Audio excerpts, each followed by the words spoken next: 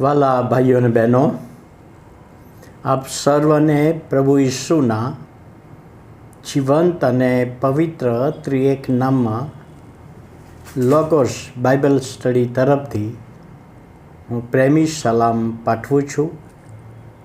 આજનો દિવસ 8મી મે 2024 અને બુધવારનો આ નવો દિવસ પ્રભુએ આપણા જીવનોમાં બતાવ્યો. અને આ સવારના સમયે ગીતશાસ્ત્ર તેનો 36મો અધ્યાય અને 9મી કલમમાં આપેલા પ્રોમિસ પ્રમાણે પ્રભુના વચનોમાંથી આપણે શીખવા માગીએ છીએ. કેમ કે જીવનનો ઝરો તારી પાસે છે, તારા અજવાળામાં અમે અજવાળું જોઈશું. ઈશ્વર અજવાળું આપે છે અને જીવનનો ઝરો, દાઉદ કહે છે, જીવનનો ઝરો તારી પાસે છે અને તારી પાસે અજવાળું પણ છે. દાઉદ સ્પષ્ટ રીતે આ ગીતમાં બતાવવા માગે છે કે ઈશ્વર કોણ છે. આજે ઘણા બધા લોકો ઈશ્વરને શોધી રહ્યા છે અને ઈશ્વરને શોધવાને માટે પ્રયત્નો કરે છે. પણ બાઇબલનો પ્રભુ એ માણસોને શોધી રહ્યો છે. માણસોને શોધી રહ્યા, જેઓ પાપમાં છે તેમને બહાર લાવવાને માટે શોધી રહ્યા છે. અને એ અહીંયા કહે છે, દાઉદ કહે છે આ પ્રોમિસમાં 2 બાબતો આપણને સમજાવવા માગે છે. પહેલી બાબત છે કે ઈશ્વર પોતે જીવનનો ઝરો છે. હવે જીવનનો ઝરો, જીવન માટે આશીર્વાદિત ઝરો એ ક્યાંથી ઉદ્ભવે છે? ઈશ્વરમાંથી. માણસને માટે ઝરો પ્રભુ બતાવે છે અને બનાવે છે. જીવનનું પાણી આપે છે. જો સમરૂની સ્ત્રીનો આપણે યોહાનની સુવાર્તા 4થા અધ્યાયમાં વાંચીએ છીએ કે સમરૂની સ્ત્રી એ દૈહિક પાણી માટે ખરા બપોરે આવેલી. એના જીવનની તરસ, શરીરની તરસ એ મિટાવવાને માટે. અને પ્રભુ ઈસુ ખ્રિસ્તની સાથે મિલાપ થાય છે, વાત થાય છે. અને પ્રભુ ઈસુ ખ્રિસ્તે જીવનના પાણીની ઓફર કરી કે હું તને જીવનનું પાણી આપીશ કે તને કદી તરસ ના લાગે.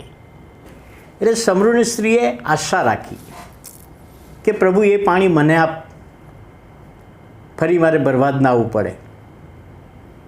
સમજી નહીં જીવનના પાણી. પણ જ્યારે પ્રભુ ઈસુ ખ્રિસ્તે શરત મૂકી કે તારે જો જીવનનું પાણી હું આપું છું એ જોઈતું હોય તો તારા વરને તેડી લાવો. હવે વાલા ભાઈઓ અને બહેનો, પ્રશ્ન આપણને થાય કે જીવનનું પાણી જોઈએ છે તો શા માટે વરને તેડી લાવવાની, બોલાવી લાવવાની શરત ઈસુએ મૂકી?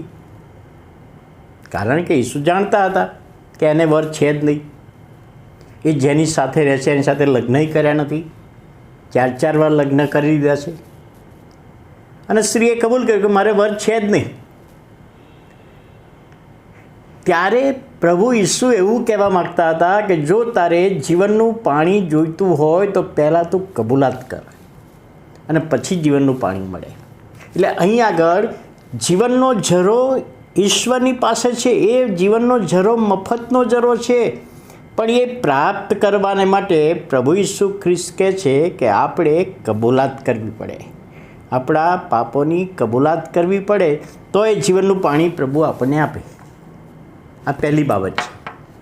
અને ત્યાર પછી બીજી બાબત લખી છે કે તારા અજવાળામાં અમે અજવાળું જોઈશું. તું અમને અજવાળું આપશે. એક પ્રોમિસ છે. જો પ્રભુ ઈસુ ખ્રિસ્તને આપણે આપણા જીવનમાં સ્વીકારીએ છીએ તો અજવાળું આપણને મળે છે. કારણ કે પ્રભુ ઈસુ ખ્રિસ્ત પોતે અજવાળું છે. હું જગતનો પ્રકાશ છું, હું જગતનું અજવાળું છું. અને પછી પેલા બારતીમાએ આંધળા માણસને દેખતો કર્યો, પ્રકાશ આપ્યો.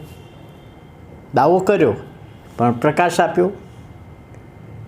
એટલે અહીં આગળ આ ગીતશાસ્ત્રમાં દાઉદ એવું પણ કહે છે કે તારા મુખનો પ્રકાશ મારા પર પડવા દે.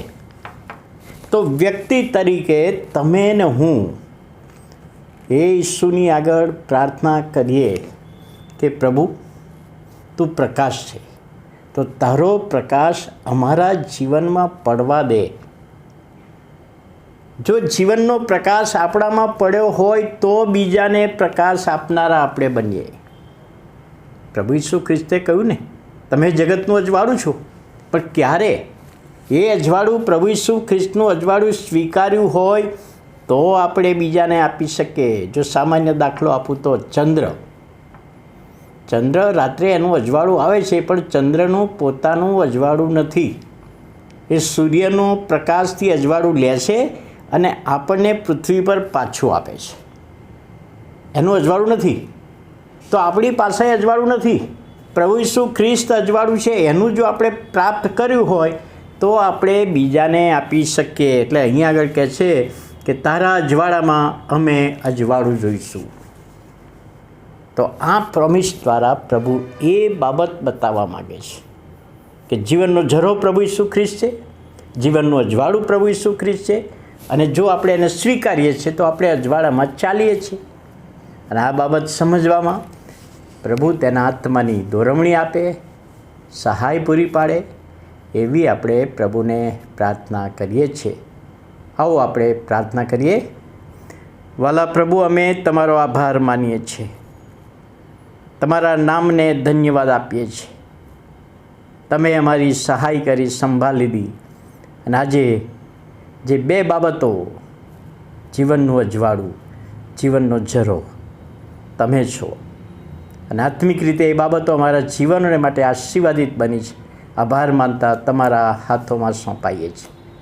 ધન્ય સ્વામી પ્રભુ ઈસુના નામે સાંભળો અને માન્ય કરો.